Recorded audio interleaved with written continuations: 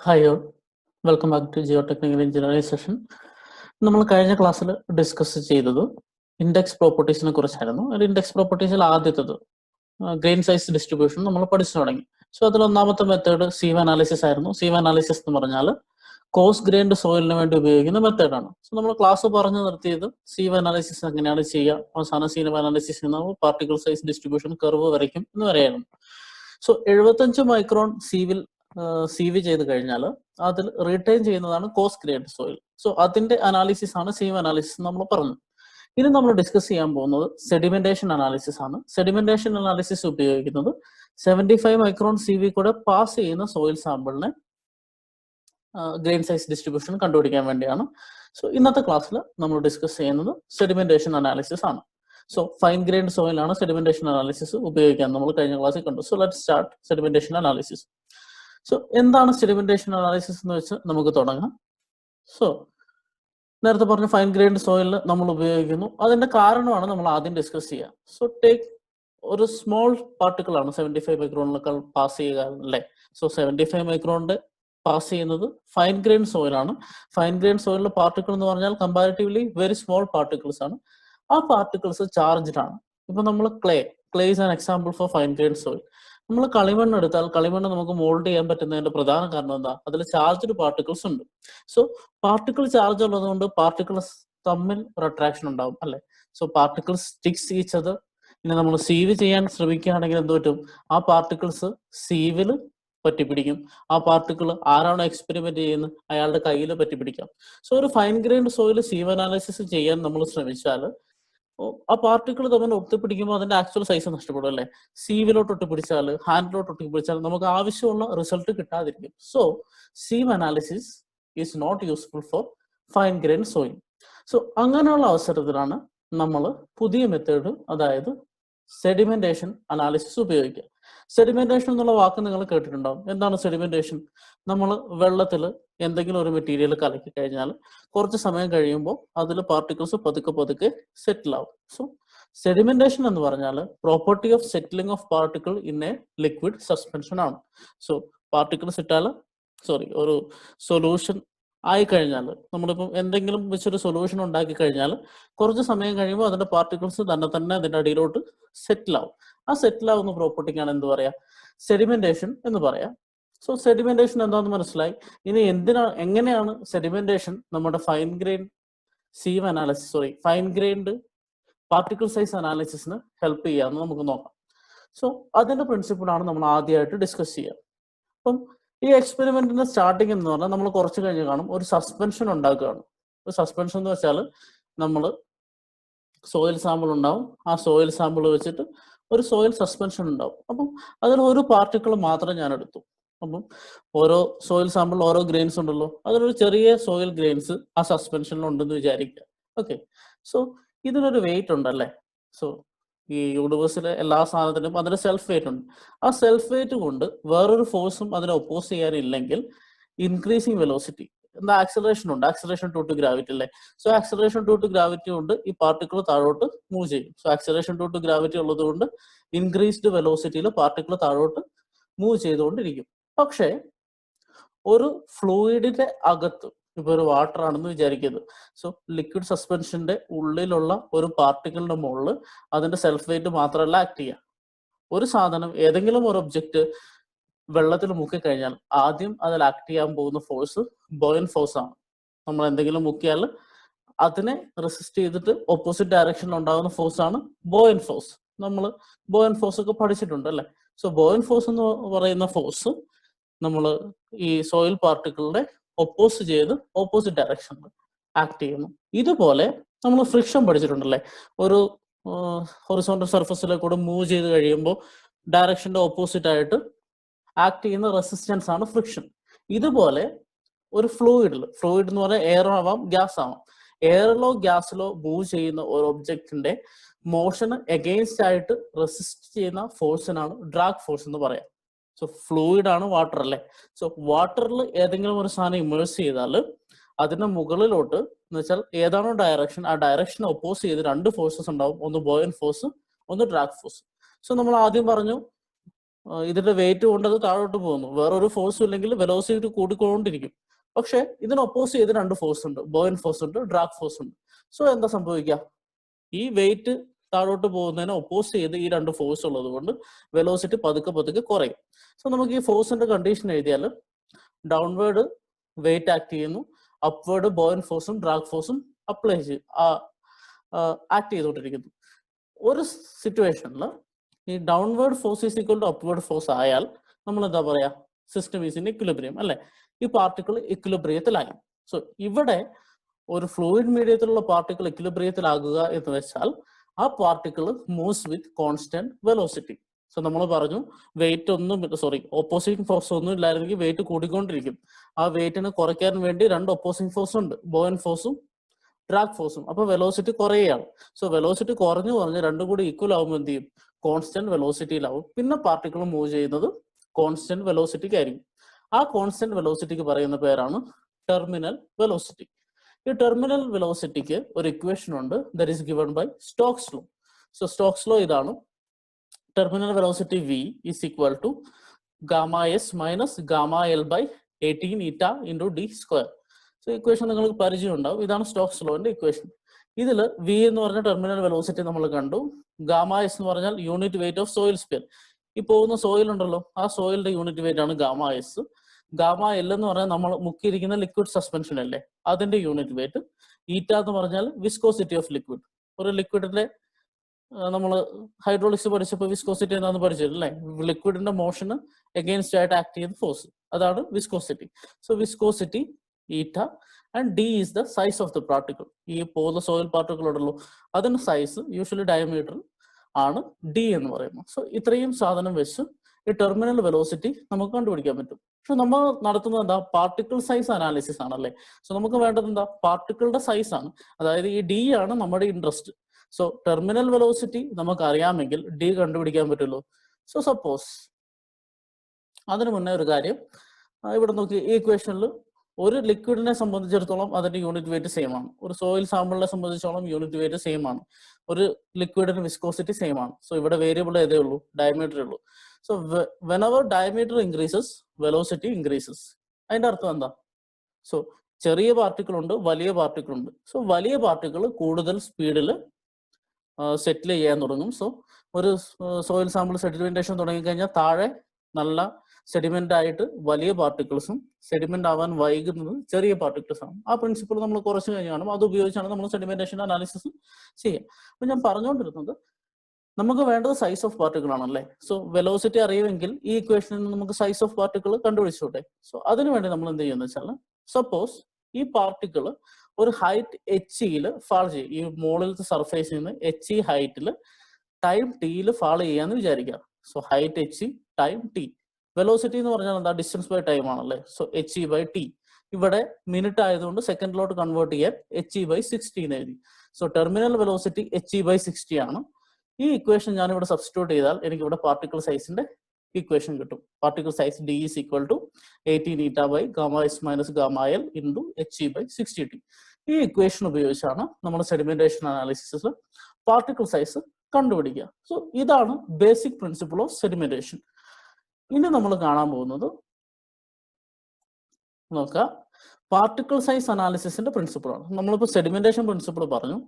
ഇനി particle size analysis എങ്ങനെയാണ് ചെയ്യുന്നത്, അതിന്റെ പിന്നിലുള്ള പ്രിൻസിപ്പിൾ എന്താണെന്ന് നമുക്ക് നോക്കാം. സോ ഫസ്റ്റ് സ്റ്റെപ്പ് ഒരു ഹോമോജീനിയസ് സൊല്യൂഷൻ ഉണ്ടാക്കുന്നത് ഞാൻ പറഞ്ഞു. ഹോമോജീനിയസ് എന്ന് പറഞ്ഞാൽ അതിന്റെ അർത്ഥം എന്താ?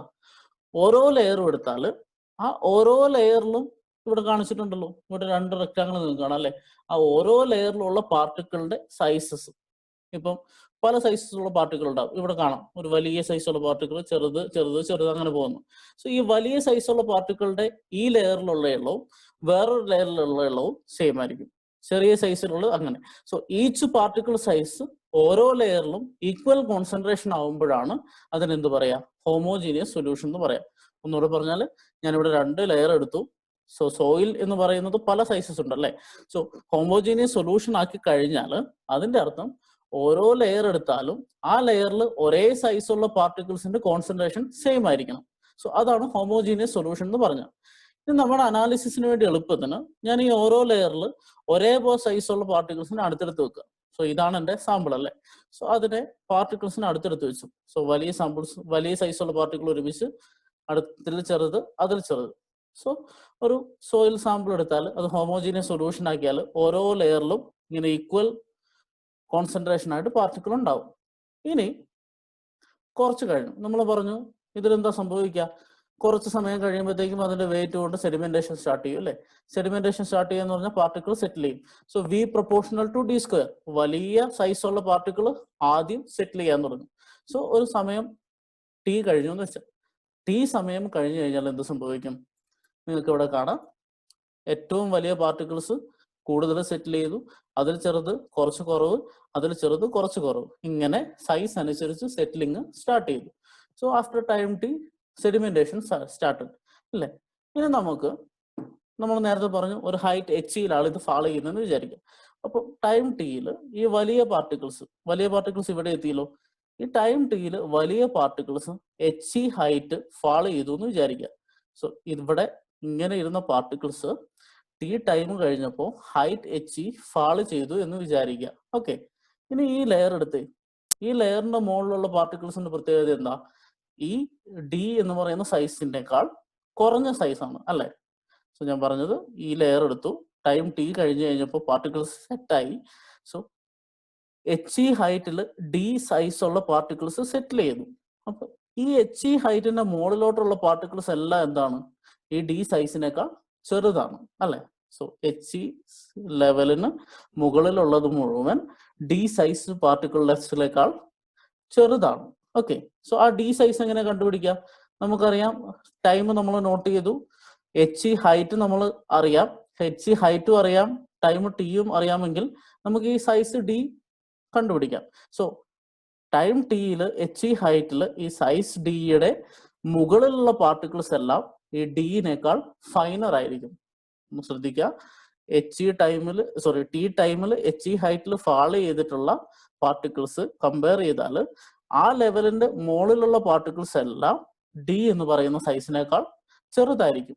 സോ നമുക്ക് പാർട്ടിക്കിൾ സൈസ് അനാലിസിസിൽ എന്താ വേണ്ടത്, പെർസെൻറ്റേജ് ഫൈനർ അല്ലെ. പെർസെൻറ്റേജ് ഫൈനർ എന്ന് പറഞ്ഞാൽ എന്താ, percentage of particles finer than a particular size divided by total particles അല്ലെ. സോ ഒരു മാസ് ഓഫ് എന്നുവെച്ചാൽ നമ്മൾ മാസിന്റെ ടേംസിലാണ് പറയാ. സോ ഒരു സൈസ് ലെവൽ എടുത്തു കഴിഞ്ഞാൽ ആ സൈസിനേക്കാൾ കുറവുള്ളത് അതാണ് പെർസെൻറ്റേജ് പാസിംഗ് നമ്മൾ കണ്ടുപിടിച്ചത്. കഴിഞ്ഞ ക്ലാസ്സിൽ നിങ്ങൾക്ക് ഓർമ്മയുണ്ടാവും. So percentage passing divided by total എത്ര വെയിറ്റ് ഉണ്ടായിരുന്നോ അതാണ് അല്ലേ. സോ ഒരു ലെയർ എടുത്തു കഴിഞ്ഞാൽ അതിന്റെ ടോട്ടൽ വെയിറ്റ് ഇതാണ്. സോ സെറ്റിൽ ചെയ്ത് കഴിഞ്ഞാൽ അതിനേക്കാൾ ഫൈനർ ആയിട്ടുള്ളത് ഇത്രയും പാർട്ടിക്കിൾസ് ആണ്. So percentage finer by total mass into 100 ആണ് പെർസെൻറ്റേജ് ഫൈനർ. സോ നമുക്ക് സൈസ് അറിയാം, പെർസെൻറ്റേജ് ഫൈനർ അറിയാമെങ്കിൽ പാർട്ടിക്കിൾ സൈസ് ഡിസ്ട്രിബ്യൂഷൻ കർവ് വരയ്ക്കാം. അതാണ് നമ്മുടെ പാർട്ടിക്കിൾ സൈസ് അനാലിസിസിന്റെ ഔട്ട്പുട്ട് എന്ന് പറയുന്നത്. സോ ഇവിടെ നമുക്ക് സൈസ് ഇതിൽ നിന്ന് കിട്ടും. ഇനി പെർസെൻറ്റേജ് ഫൈനർ കണ്ടുപിടിച്ചാൽ മതി. സോ പെർസെൻറ്റേജ് ഫൈനർ കണ്ടുപിടിക്കാൻ നമ്മൾ 2 മെത്തേഡ് ഉപയോഗിക്കും. അതാണ് ഹൈഡ്രോമീറ്റർ മെത്തേഡും പിപ്പറ്റ് മെത്തേഡും. സോ പെർസെൻറ്റേജ് ഫൈനർ നമുക്ക് കണ്ടുപിടിക്കണം, അതിന് നമ്മൾ 2 മെത്തേഡ് ഉപയോഗിക്കും, hydrometer method and pipette method. So ഇതിൽ നമുക്ക് സിലബസിൽ ഡിസ്കസ് ചെയ്യാനുള്ളത് ഹൈഡ്രോമീറ്റർ മെത്തേഡാണ്. സോ ഹൈഡ്രോമീറ്റർ മെത്തേഡാണ് നമ്മൾ ഡിസ്കസ് ചെയ്യാൻ പോകുന്നത്. അതിനു മുൻപേ ഞാൻ പറഞ്ഞ ഒരു സൊല്യൂഷൻ ഉണ്ടാക്കണം അല്ലേ. സോ സെഡിമെന്റേഷൻ അനാലിസിസ് എന്ന് പറഞ്ഞ പ്രൊസീജിയർ, എക്സ്പെരിമെന്റിന്റെ ഫസ്റ്റ് പ്രൊസീജിയർ എന്ന് പറയുന്നത് സസ്പെൻഷൻ ഉണ്ടാക്കുക. സോ അതായത് ഈ സോയിൽ പാർട്ടിക്കിൾ ഡിസ്പേഴ്സ് ചെയ്യാനുള്ള മീഡിയം, അതാണ് സസ്പെൻഷൻ എന്ന് പറയുന്നത്. അത് സെഡിമെന്റേഷൻ അനാലിസിസ് ആയാലും പിപ്പറ്റ് അനാലിസിസ് ആയാലും അതിനു മുന്നേ നമ്മൾ സസ്പെൻഷൻ ഉണ്ടാക്കണം. ആ സസ്പെൻഷൻ ഉണ്ടാക്കുന്നതാണ് നമ്മൾ ആദ്യം ഡിസ്കസ് ചെയ്യുക. സോ എങ്ങനെയാണ് സസ്പെൻഷൻ ഉണ്ടാക്കുന്നത് നോക്കാം. സോ ആദ്യം നമുക്ക് സോയിൽ സാമ്പിൾ വേണം അല്ലേ. സോ സോയിൽ സാമ്പിൾ എന്ന് പറയുന്നത് നമ്മൾ എടുക്കുന്ന 50 ഗ്രാം ആണ്. 50 ഗ്രാം ഓവൻ ഡ്രൈ ചെയ്ത സോയിൽ സാമ്പിൾ എടുക്കുന്നു. ഇതാണ് നമ്മുടെ ടെസ്റ്റ് സാമ്പിൾ.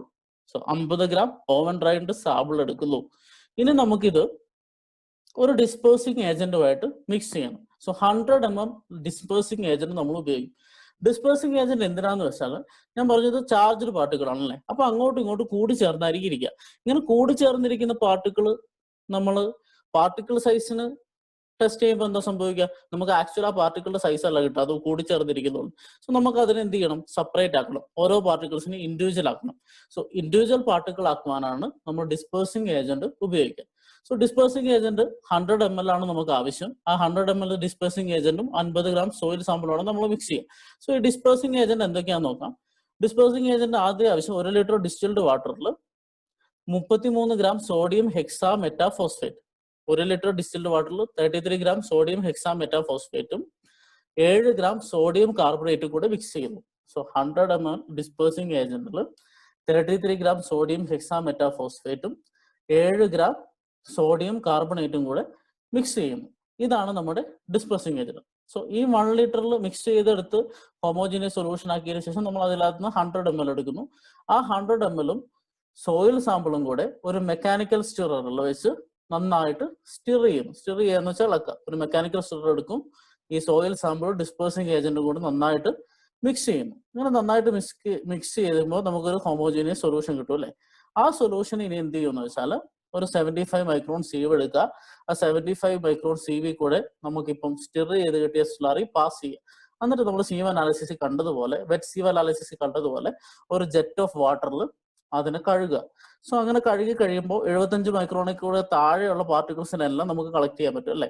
സോ നമ്മൾ ഉണ്ടാക്കിയ സൊല്യൂഷൻ, ആ സൊല്യൂഷനിൽ എന്തൊക്കെയായിരുന്നു, ഡിസ്പേഴ്സിംഗ് ഏജന്റും സോയിൽ സാമ്പിളും ഉണ്ടായിരുന്നു. അതിന് 75 മൈക്രോൺ സീവി കൂടെ നന്നായിട്ട് വാഷ് ചെയ്തെടുത്ത് കഴിയുമ്പോൾ നമുക്ക് കിട്ടുന്ന പാർട്ടിക്കിൾ 75 മൈക്രോണിനേക്കാൾ താഴെ സൈസ്, അതായത് ഫൈൻ ഗ്രേഡ് സോയിൽ ആയിരിക്കും അല്ലെ. ഇനി അതിന് എന്ത് ചെയ്യണമെന്ന് വെച്ചാൽ വീണ്ടും നമ്മൾ സൊല്യൂഷൻ ആക്കണം. സോ ആ സൊല്യൂഷൻ ഈ കളക്ട് ചെയ്തിട്ട് ഒരു ലിറ്റർ കണ്ടെയ്നറിൽ എടുക്കുക.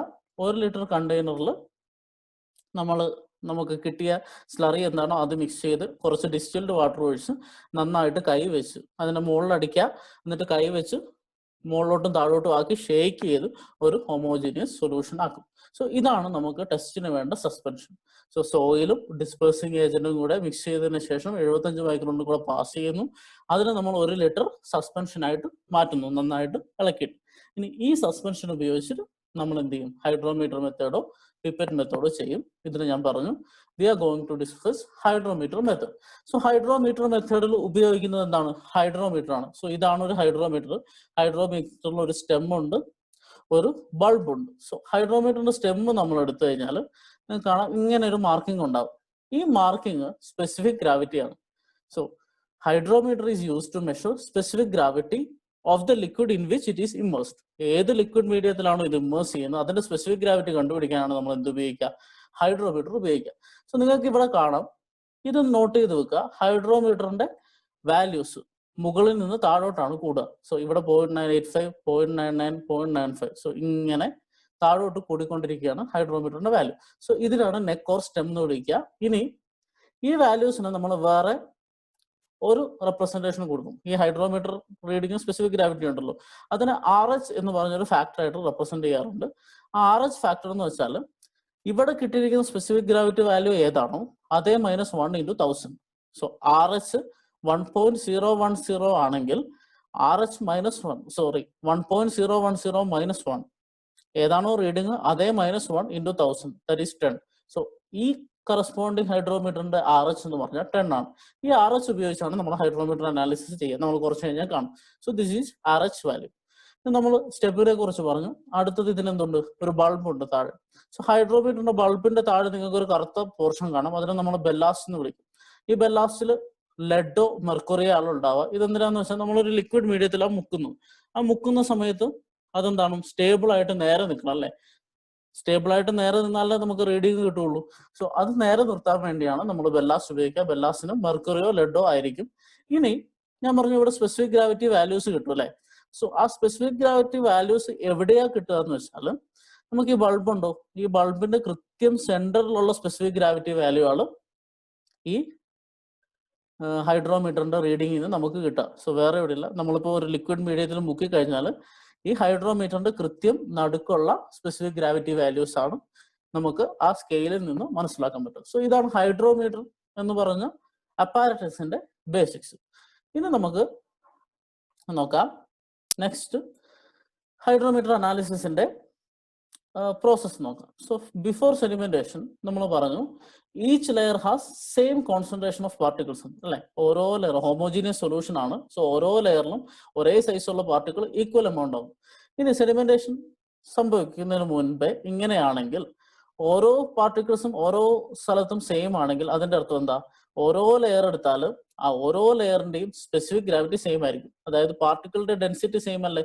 ഈ പാർട്ടിക്കിൾ ഇവിടെ ഇത്രയുണ്ട്, ഇവിടെ ഇത്രയുണ്ട്, ഇവിടെ ഇത്രയുണ്ട്. ഓരോ ലെയർ എടുത്താലും ആ പാർട്ടിക്കിളിലെ എമൗണ്ട് ഓഫ് പാർട്ടിക്കിൾസ് സെയിം ആണ്. സോ അതിന്റെ അർത്ഥം അതിന്റെ ഡെൻസിറ്റി സെയിം ആണ്. ഡെൻസിറ്റി സെയിം എന്ന് പറഞ്ഞാൽ സ്പെസിഫിക് ഗ്രാവിറ്റി സെയിം ആണ്. സോ ഇത്രയും ഭാഗം എടുത്താൽ ഈ വോളിയത്തിലെ mass will be equal to ഈ വോളിയത്തിലെ mass. So mass by volume ആണ് specific gravity.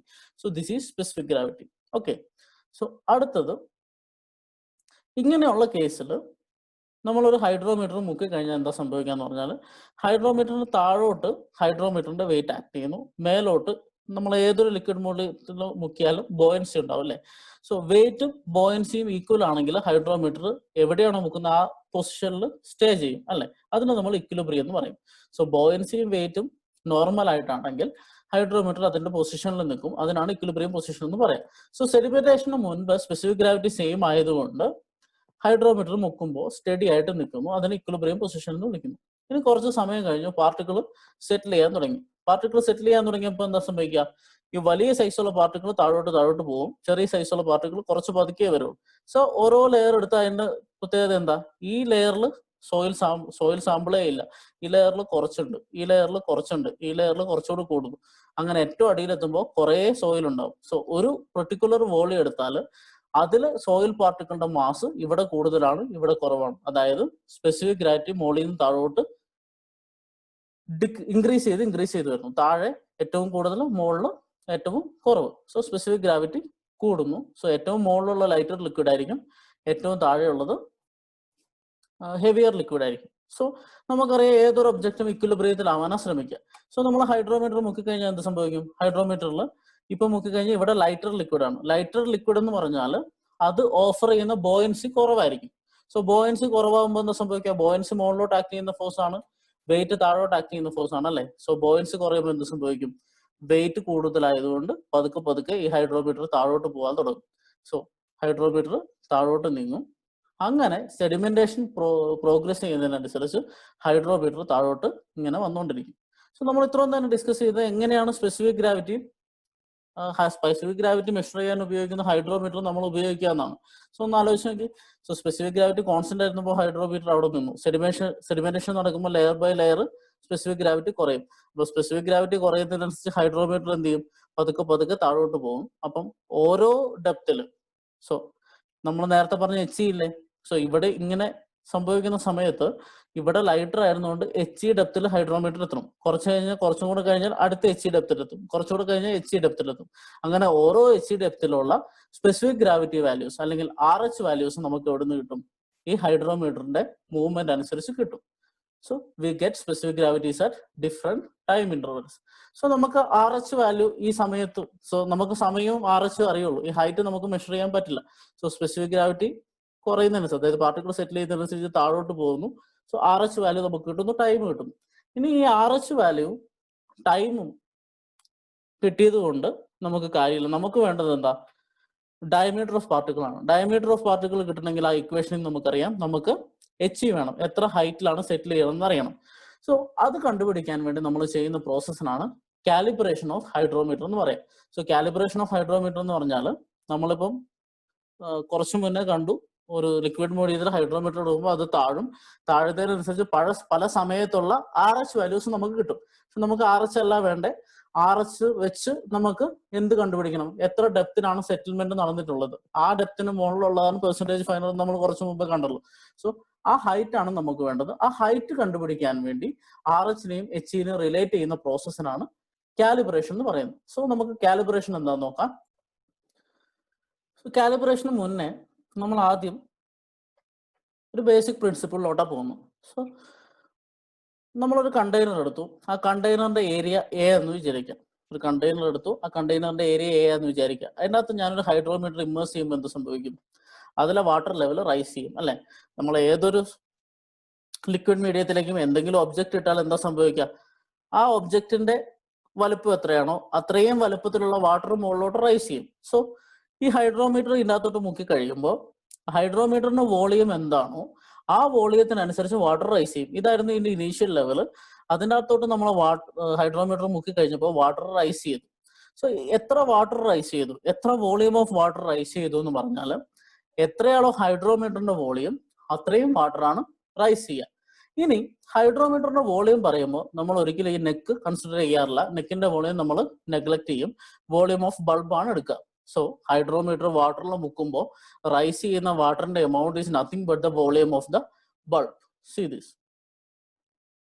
The volume rise in the container is the volume of hydrometer. Volume of hydrometer എന്ന് പറഞ്ഞാൽ വോളിയം ഓഫ് ബൾബ് ആണ്.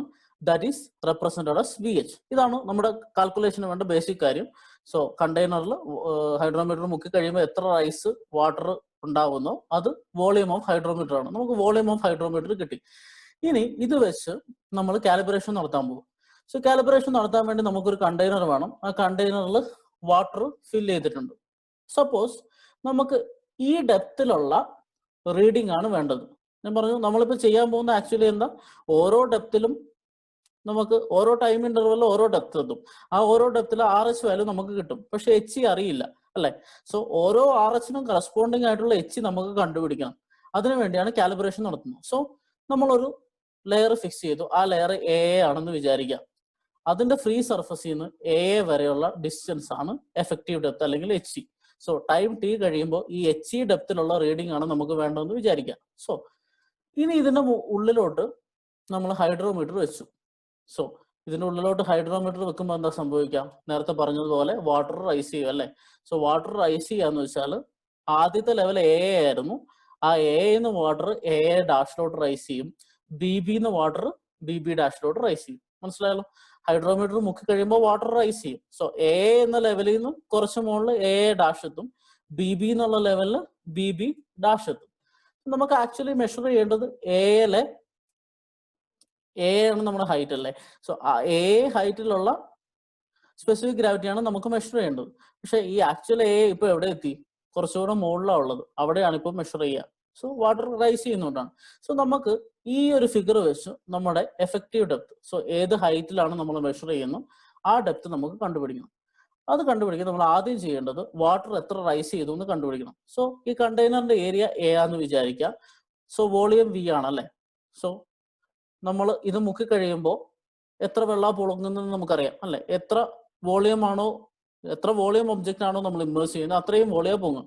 സോ ഈ ലൈനിന്റെ താഴോട്ട് ഞാൻ എടുത്തു. നോക്കിക്കേ, ഈ ലൈനിന്റെ താഴോട്ട് ഞാൻ എടുത്തു. ഇതിന്റെ താഴോട്ട് എന്താ ഇമേഴ്സ് ചെയ്തിരിക്കുന്നത്, ഈ ഹൈഡ്രോമീറ്റർ ബൾബിന്റെ പകുതി. നോക്കിക്കേ, ഈ ലൈനിന്റെ താഴോട്ട് ഇമേഴ്സ് ചെയ്തിരിക്കുന്നത് ഈ ഹൈഡ്രോമീറ്ററിന്റെ ബൾബിന്റെ പകുതിയാണ്. അതായത് ടോട്ടൽ വോളിയം ഓഫ് ഹൈഡ്രോമീറ്ററിന്റെ പകുതി.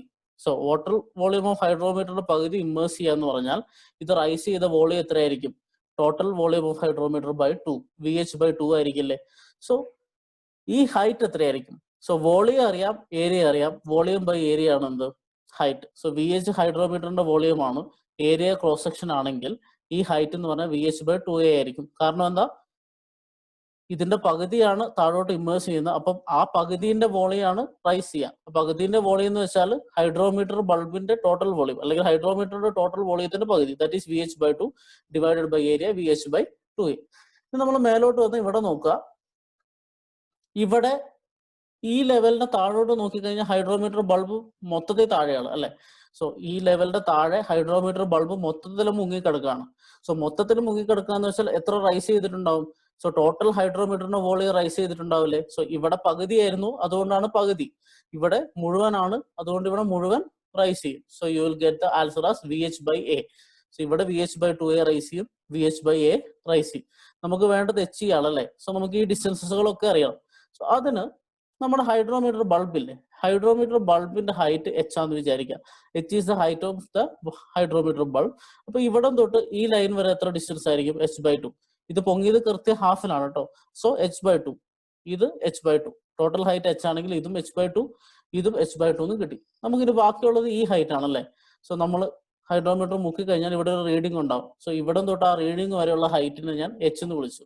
സോ ഇമ്മേഴ്സ് ചെയ്ത ഹൈറ്റ്, ഹൈഡ്രോമീറ്ററിന്റെ ബൾബ് തൊട്ട് ഏതാണോ റീഡിംഗ് കിട്ടുന്നത് അതുവരെയുള്ള ഹൈറ്റ് H ആണെന്ന് വിചാരിക്കാം. ഇതിൽ നിന്ന് നമുക്ക് H കണ്ടുപിടിക്കാം. സോ ഇത് H ആണ്, ഇത് H/2 ആണ്. നമുക്ക് വേണ്ടത് ഇവിടെ തൊട്ട് ഇവിടം വരെയുള്ള ഡിസ്റ്റൻസ്. സോ ഞാൻ ഇതിനൊരു സ്പ്ലിറ്റ് ചെയ്യാം. ഇവിടെ മുതൽ ഇവിടം വരെ എത്രയായിരിക്കും ഡിസ്റ്റൻസ് നോക്കിക്കേ. Total H minus VH/A, H minus VH/A, H minus VH/A എന്ന് കിട്ടി. ഇനി ഇവിടെ എത്രയാ, ഇനി നമുക്ക് ബാക്കിയുള്ളത് ഈ ഡിസ്റ്റൻസ് ആണല്ലേ. ഈ ഡിസ്റ്റൻസ് എന്ന് പറഞ്ഞാൽ H/2 plus VH by 2A. H by 2 plus VH by 2A. So നമ്മുടെ ടോട്ടൽ H എന്ന് പറഞ്ഞാൽ എത്രയായിരിക്കും? H minus VH by A plus H by 2 plus VH by A. So H is equal to H minus VH by A plus H by 2 plus VH by 2A. ഇതിനെ ഒന്ന് rearrange ചെയ്ത് കഴിഞ്ഞാൽ H is equal to H plus half into H minus VH by A എന്ന് കിട്ടി.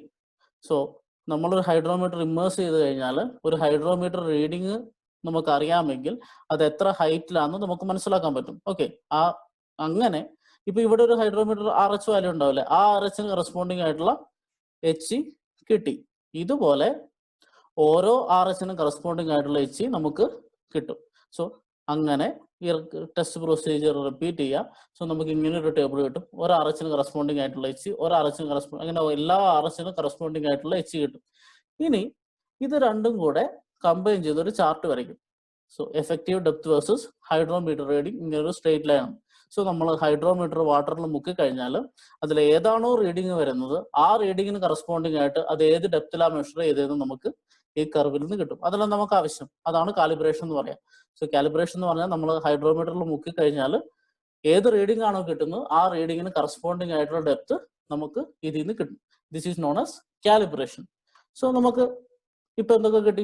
Depth കിട്ടി, time അറിയാം, size അറിയാനുള്ള equation അറിയാം, നമുക്കിനി വേണ്ട പെർസെൻറ്റേജ് ഫയലാണ്. സോ അതിനെ നമ്മൾ ഹൈഡ്രോമീറ്റർ അനാലിസിസ് ചെയ്യണം അല്ലെ. അതിന്റെ എക്സ്പെരിമെന്റൽ പ്രൊസീജിയർ ആണ് ഇത് നമ്മൾ ഡിസ്കസ് ചെയ്യുക. എക്സ്പെരിമെന്റ് ഇങ്ങനെയാണ്. ഒന്നാമത്തെ സ്റ്റെപ്പിൽ നമ്മൾ നേരത്തെ പ്രിപ്പയർ ചെയ്ത സസ്പെൻഷൻ എടുക്കുക, ആ സസ്പെൻഷനിൽ ഹൈഡ്രോമീറ്റർ ഇമ്മേഴ്സ് ചെയ്യുക. ഓക്കെ, ഫസ്റ്റ് സ്റ്റെപ്പ് ഇതാണ്. ഹൈഡ്രോമീറ്റർ ഇമ്മേഴ്സ് ചെയ്യുന്നു. ഇമ്മേഴ്സ് ചെയ്യുന്ന സ്റ്റാർട്ടിങ് മൊമെന്റിൽ തന്നെ ഒരു സ്റ്റോപ്പ് വാച്ചും വെക്കുക.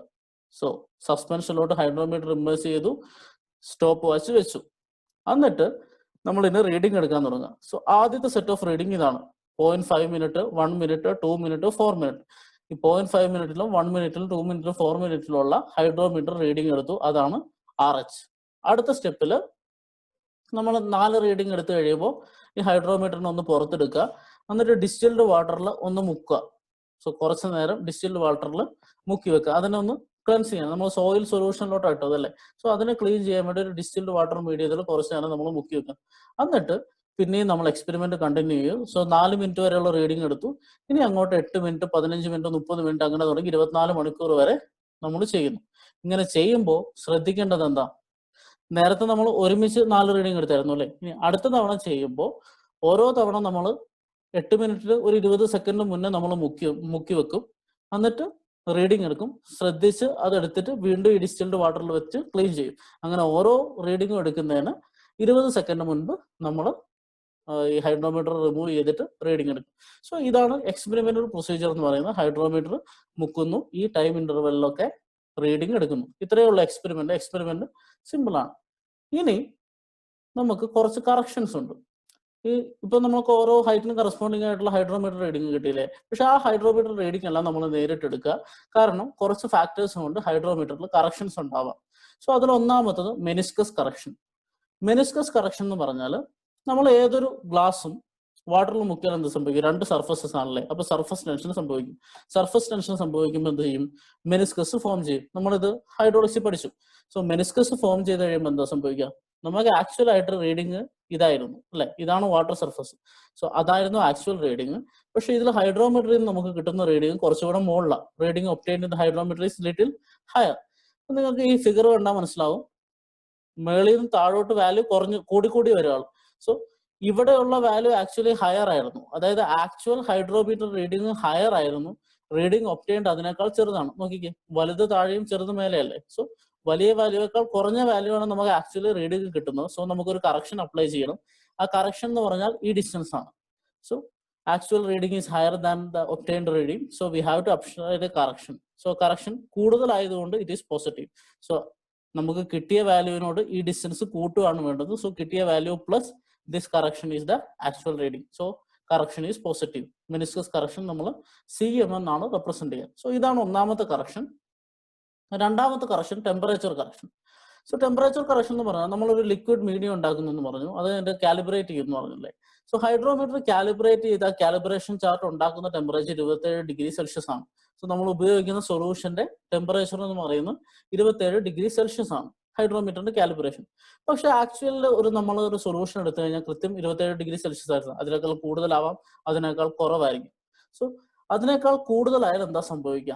സോ യൂഷ്വലി ഒരു ലിക്വിഡിന്റെ ടെമ്പറേച്ചർ ഇൻക്രീസ് ചെയ്താൽ അതിന്റെ ഡെൻസിറ്റി കുറയും. സോ ടെമ്പറേച്ചർ ഇൻക്രീസ് ചെയ്യുമ്പോൾ ഡെൻസിറ്റി കുറയും. സോ ടെമ്പറേച്ചർ ഇൻക്രീസ് ചെയ്യുമ്പോൾ ഡെൻസിറ്റി കുറയുമ്പോൾ എന്താ സംഭവിക്കുക? നമ്മൾ നേരത്തെ സ്പെസിഫിക് ഗ്രാവിറ്റിന്റെ ചാർട്ട് കണ്ടപ്പോൾ പറഞ്ഞല്ലേ, സ്പെസിഫിക് ഗ്രാവിറ്റി കുറഞ്ഞാൽ എന്താ സംഭവിക്കും? ബോയൻ ഫോഴ്സ് കുറയും. ബോയൻ ഫോഴ്സ് കുറഞ്ഞ ഹൈഡ്രോമീറ്റർ താഴോട്ട് സിങ്ക് ചെയ്യും. സോ ടെമ്പറേച്ചർ കൂടി കഴിയുമ്പോൾ ഡെൻസിറ്റി കുറയുന്നു. ഡെൻസിറ്റി കുറയുമ്പോൾ ബോയൻസി കുറയുന്നു. ബോയൻസി കുറയുമ്പോൾ ഹൈഡ്രോമീറ്റർ താഴോട്ട് മൂവ് ചെയ്യുന്നു. സോ നമുക്ക് വേണ്ട ആക്ച്വൽ റീഡിങ് ഇവിടെയായിരുന്നു അല്ലെ? ഇവിടെയായിരുന്നു ടെമ്പറേച്ചർ 27 ഡിഗ്രി സെൽഷ്യസ് ആയിരുന്നെങ്കിൽ കിട്ടേണ്ട റീഡിങ്. പക്ഷെ ഇപ്പൊ കിട്ടുന്ന റീഡിങ് കുറച്ചുകൂടെ മുകളിലാണ്. സോ കാലിബ്രേറ്റ് ചെയ്ത് കാലിബ്രേറ്റ് ചാർട്ട് വെച്ച് നമ്മൾ കമ്പയർ ചെയ്യുക. അതുകൊണ്ടാണ് പറയുന്നത്. സോ ടെമ്പറേച്ചർ വ്യത്യാസം വന്നു കഴിഞ്ഞാൽ അതിനനുസരിച്ച് കാലിബ്രേഷൻ ചാർട്ടിൽ നിന്ന് കിട്ടുന്ന വാല്യൂവിന് എറർ വരും. ആ എറർ മാറ്റാനാണ് നമ്മൾ ടെമ്പറേച്ചർ കറക്ഷൻ ഉപയോഗിക്കുക. സോ ഡെൻസിറ്റി ടെമ്പറേച്ചർ ഈക്വൽ ആയിരുന്നെങ്കിൽ ആക്ച്വൽ റീഡിങ് വരേണ്ടത് ഇവിടെയാണ്. ഇവിടെ ഡെൻസിറ്റി കുറയുന്നത് കൊണ്ട് എന്ത് സംഭവിക്കും? ബോയൻസി കുറയും. ബോയൻസി കുറയുന്നതുകൊണ്ട് ഹൈഡ്രോമീറ്റർ താഴോട്ട് മൂവ് ചെയ്യും. സോ ആക്ച്വൽ റീഡിങ് താഴെയാണ്, നമുക്ക് കിട്ടുന്ന റീഡിങ് മുകളിലാണ്. സെയിം കേസ് അല്ലെ? സോ മുകളിലുള്ള നമുക്ക് ആക്ച്വൽ കിട്ടുന്ന വാല്യൂ എന്ന് പറയുന്നത്, എക്സ്പെരിമെന്റിൽ നിന്ന് കിട്ടുന്ന റീഡിംഗ് എന്ന് പറയുന്നത് യഥാർത്ഥ വാല്യൂവിനേക്കാൾ കുറവാണ്. So we have to apply a correction that is positive. So temperature correction positive CT നമ്മൾ അപ്ലൈ ചെയ്യണം when temperature is more. ഇനി സപ്പോസ് ഹൈഡ്രോമീറ്റർ കാലിബ്രേറ്റ് ചെയ്ത ടെമ്പറേച്ചർ 27 ഡിഗ്രി ആയിരുന്നു അല്ലേ? സോ അതിനേക്കാൾ കുറവാണെങ്കിൽ എന്താ സംഭവിക്കുക നോക്കുന്നു. ഇവിടെ ടെമ്പറേച്ചർ കൂടിക്കഴിഞ്ഞപ്പോൾ എന്താ സംഭവിച്ചത്? ഡെൻസിറ്റി കുറഞ്ഞു. സോ ഏതൊരു മെറ്റീരിയൽ ആയാലും, പ്രത്യേകിച്ച് ലിക്വിഡ് മീഡിയത്തിൽ ടെമ്പറേച്ചർ കൂടിക്കഴിഞ്ഞാൽ ഡെൻസിറ്റി കുറയും, ടെമ്പറേച്ചർ കുറഞ്ഞു കഴിഞ്ഞാൽ ഡെൻസിറ്റി കൂടും. സോ ടെമ്പറേച്ചർ 27 ഡിഗ്രി സെൽഷ്യസിനേക്കാൾ കുറഞ്ഞു കഴിഞ്ഞാൽ ഇവിടെ എന്താ സംഭവിക്കുക? ഡെൻസിറ്റി ഇൻക്രീസ് ചെയ്യും. ഡെൻസിറ്റി ഇൻക്രീസ് ചെയ്താൽ എന്താ സംഭവിക്കും? ബോയൻ ഫോഴ്സ് ഇൻക്രീസ് ചെയ്യും. സോ ഡെൻസിറ്റി ഇൻക്രീസ് ചെയ്യുമ്പോൾ ബോയൻ ഫോഴ്സ് ഇൻക്രീസ് ചെയ്യുന്നു. ബോയൻ ഫോഴ്സ് ഇൻക്രീസ് ചെയ്യാൻ മീൻസ് മുകളിലോട്ടുള്ള ഫോഴ്സ് ഈ ഹൈഡ്രോമീറ്ററിനെ സംബന്ധിച്ചിടത്തോളം കൂടുതലാണ്. So hydrometer moves up. So ഇവിടെ നിങ്ങൾക്ക് നോക്കിയാൽ അറിയാം, ഡെൻസിറ്റി കൂടുമ്പോൾ ഹൈഡ്രോമീറ്റർ മുകളിലോട്ട് നീങ്ങുമ്പോൾ ആക്ച്വലി കിട്ടേണ്ട റീഡിങ് നോർമൽ കാലിബ്രേഷൻ ചാർട്ട് 27 ഡിഗ്രിയിലായിരുന്നു. ആ ചാർട്ടിൽ വരേണ്ട വാല്യൂ ഇതായിരുന്നു. സോ നോർമൽ 27 ഡിഗ്രി സെൽഷ്യസിലായിരുന്നെങ്കിൽ, പക്ഷെ ഇപ്പൊ എന്താ സംഭവിച്ചത്? ഹൈഡ്രോമീറ്റർ മുകളിലോട്ട് പൊന്തി. അപ്പൊ നിങ്ങൾക്ക് കിട്ടാൻ പോകുന്ന റീഡിങ് എവിടെയായിരിക്കും? കുറച്ചുകൂടെ താഴെയായിരിക്കും. സോ ഹൈഡ്രോമീറ്റർ റീഡിങ് താഴെയാണ് എങ്കിൽ അതിന്റെ അർത്ഥം എന്താ നോക്കിക്കേ. ഈ നമ്മൾ ആദ്യം വരച്ച ഹൈഡ്രോമീറ്ററിന്റെ സെക്ഷൻ നോക്കിക്കഴിഞ്ഞാൽ നിങ്ങൾക്കറിയാം 0.985 0.9 താഴോട്ട് റീഡിങ് കൂടിയാ വരിക. സോ താഴത്തെ reading means it is a higher value. So actually കിട്ടേണ്ട വാല്യൂ ചെറുതായിരുന്നു, അതിനേക്കാൾ കൂടിയ വാല്യൂ ആണ് ഹൈഡ്രോമീറ്റർ കാണിക്കുന്നത്. So we have to apply a correction which is negative അല്ലെ? സോ വേണ്ട വാല്യൂ കുറവായതുകൊണ്ട് കിട്ടിയ വാല്യൂന്ന് ഒരു കറക്ഷൻ കുറയ്ക്കണം. ആ കറക്ഷൻ എന്ന് പറഞ്ഞാൽ എത്രയാ? ഈ distance. So temperature correction is negative in this case. So temperature correction എന്ന് പറയുന്നത് കാലിബ്രേഷൻ ടെമ്പറേച്ചറിനേക്കാൾ കുറവാണെങ്കിൽ ഡെൻസിറ്റി വേരിയേഷൻ, ഡെൻസിറ്റി കുറയും. ഡെൻസിറ്റി കുറഞ്ഞാൽ ബോയൻ ഫോഴ്സ് കൂടും. So moves down. So temperature കുറഞ്ഞു കഴിഞ്ഞാൽ ഡെൻസിറ്റി കൂടും. ഡെൻസിറ്റി കൂടിക്കഴിഞ്ഞാൽ hydrometer moves up. So it can be positive or negative correction. നേരത്തെ പറഞ്ഞ മെനിസ്കസ് പോസിറ്റീവ് ആയിരുന്നു, പക്ഷെ temperature based on the temperature കൂടുതലാണോ കുറവാണോ എന്നതനുസരിച്ച് can be positive or negative. ഇനി അവസാനത്തെ കറക്ഷൻ എന്ന് പറഞ്ഞാൽ ഡിസ്പേഴ്സിങ് ഏജന്റ് കറക്ഷൻ ആണ്. സോ നമ്മൾ പറഞ്ഞു, നമ്മൾ എക്സ്പെരിമെന്റിന്റെ പ്രൊസീജിയർ പറയുന്ന സമയത്ത് പറഞ്ഞു, നമ്മൾ ഇതിൻ്റെ അകത്തുള്ള ഫ്ലോക്സ് ഒഴിവാക്കാൻ, അതായത് പാർട്ടിക്കിൾസ് ചാർജ്ഡ് ആയതുകൊണ്ട് അതിനെ സെപ്പറേറ്റ് ചെയ്യാൻ ഒരു ഡിസ്പേഴ്സിങ് മീഡിയം നമ്മൾ ഉപയോഗിക്കുന്നുണ്ടെന്ന് പറഞ്ഞു. സോ ഒരു ഡിസ്പേഴ്സിങ് ഏജന്റ് ഉണ്ടാക്കുന്നുണ്ടല്ലേ. സോ ഡിസ്പേഴ്സിങ് ഏജന്റിൽ സോഡിയം ഹെക്സാമെറ്റാഫോസ്ഫേറ്റ്, സോഡിയം കാർബണേറ്റ് ഒക്കെ ഉണ്ട്. സോ അതൊക്കെ പാർട്ടിക്കിൾസ് ആണ്. ആ പാർട്ടിക്കിൾസ് നമ്മൾ ലിക്വിഡിലോട്ട് ഇടുമ്പോൾ എന്താ സംഭവിക്കുക? ആ ലിക്വിഡിന്റെ, ആ സസ്പെൻഷന്റെ ആക്ച്വൽ ഡെൻസിറ്റിയേക്കാൾ ഡെൻസിറ്റി കൂടും അല്ലെ? കൂടുതൽ മെറ്റീരിയൽ വരുമ്പോൾ ഡെൻസിറ്റി കൂടും. സോ ഡെൻസിറ്റി കൂടിക്കഴിഞ്ഞാൽ എന്താ സംഭവിക്കുക? നേരത്തെ പറഞ്ഞ പോലെ ബോയൻ ഫോഴ്സ് കൂടും. ബോയൻ ഫോഴ്സ് കൂടിക്കഴിഞ്ഞാൽ ഈ സാധനം മുകളിലോട്ട് പൊന്തും. സോ മുകളിലോട്ട് പൊന്തുമ്പോൾ dispersing agent particles increases density, hydrometer moves up.